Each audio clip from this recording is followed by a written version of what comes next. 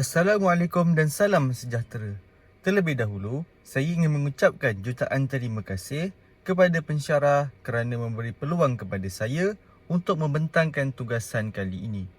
Pada hari ini, saya akan membentangkan bagaimana persembahan multimedia interaktif dapat digunakan dalam pengajaran matematik bagi topik pecahan tahun 4. Dalam pembentangan ini, saya akan menerangkan mengapa, di mana dan bagaimana multimedia digunakan berdasarkan satu aktiviti dalam rancangan pengajaran harian saya, iaitu menggunakan pizza sebagai bahan bantu mengajar.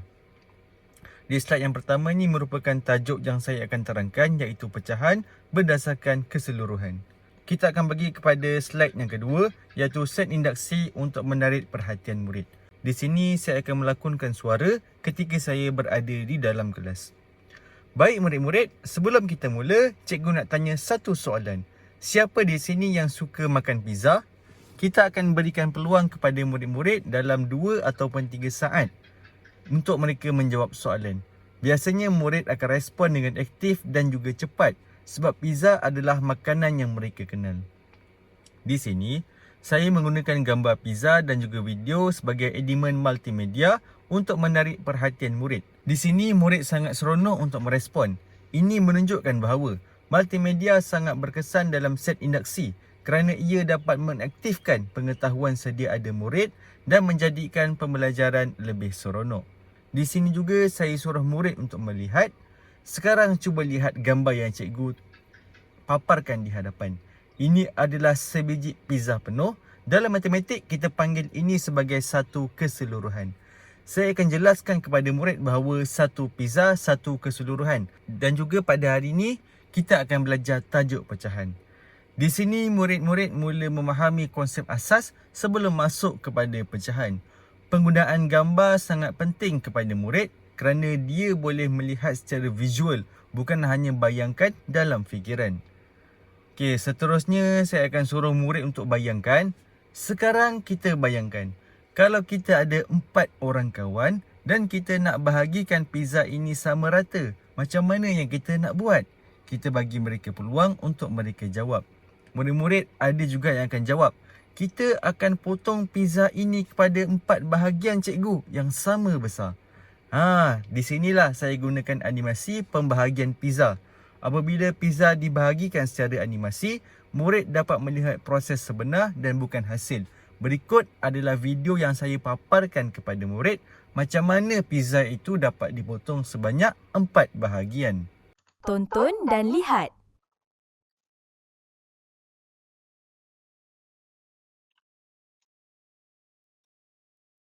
Seterusnya, saya suruh murid untuk bayangkan, jika cikgu makan satu daripada 4 bahagian pizza ini, macam manakah bentuk pizza yang akan dapat cikgu dapat? Okey, dekat sini saya akan letakkan satu gambar visual pizza yang telah dipotong 4 bahagian dan bila diambil satu bahagian, itulah gambaran berapa satu daripada 4 pizza yang cikgu dapat. Dekat sini murid-murid akan dapat nampak untuk lebih jelas jika kita letakkan visual.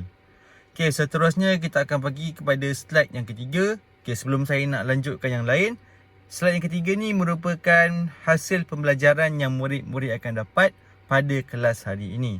Okey, yang pertama, mengenal pasti pecahan sebagai sebahagian daripada keseluruhan. Jadi bila kita ada gambar dan juga ada pecahan-pecahan, maka murid akan dapat lebih mudah untuk mengenal. Okey, yang kedua, menamakan nilai pecahan seperti 1/2 dan juga 1/4.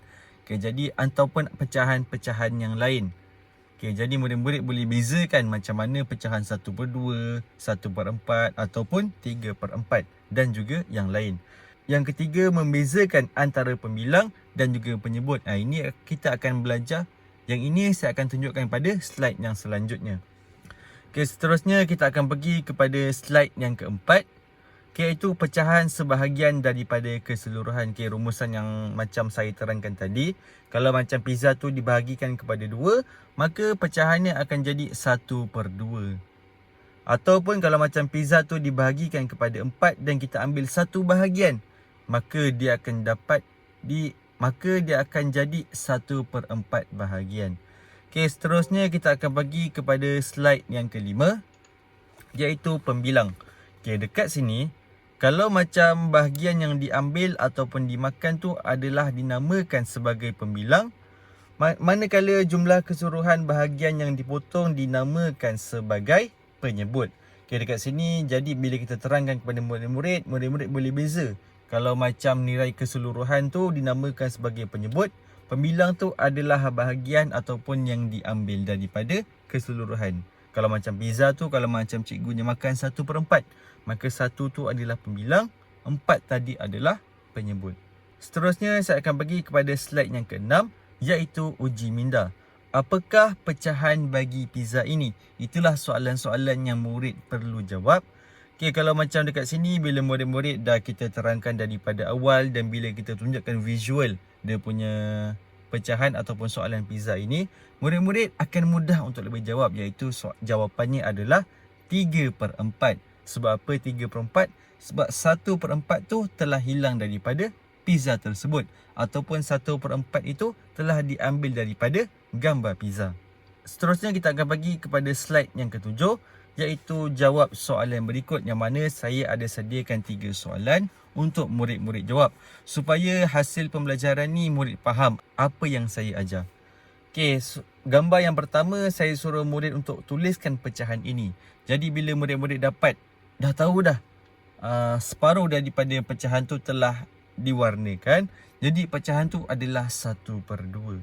Okey, kalau macam soalan yang kedua, nombor manakah yang merupakan sebagai pembilang? Jadi bila saya terangkan kepada murid, nombor yang kita ambil ataupun nombor yang dipotong tu merupakan nombor pembilang, maka murid-murid boleh jawab 2 adalah nombor pembilang. Sebab kalau macam 4 tu merupakan nombor penyebut ataupun nombor keseluruhan.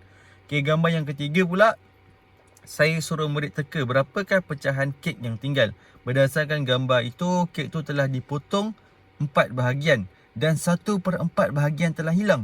Jadi dekat situ pun murid-murid boleh jawab yang tinggal untuk pecahan kek tersebut adalah 3/4. Berdasarkan rumusan yang saya telah buat pada video kali ini, dalam pembentangan ini saya telah menggunakan pelbagai elemen multimedia.